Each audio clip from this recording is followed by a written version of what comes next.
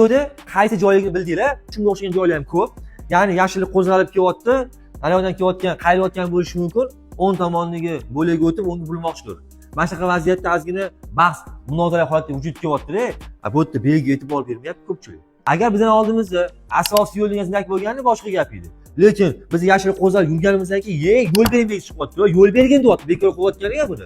Chunki yo'layotgan transportga, qayayotgan transportni o'ng tomonga o'tkazib kelib qoladi. Ko'chaga kelib qoladi, magazinga ham, boshqaga ham. Shunaqa vaziyat shularni o'tkazib yuboramiz, sakkilash bersa, o'tib ketadi bular. Ana undan keyin biz harakatni o'tkazib turamiz.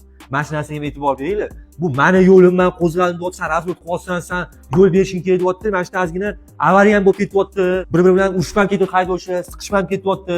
Belgiga e'tibor bermayapti. Shu narsaga e'tibor beradiz-a, qoidlarga rioya qilib qo'yasiz. Like bosib qo'yishingizdan chiqmasin, kommentlarga Qodir qo'yinglar. Boshqa yo'lida ham shu narsaga e'tibor beringlar.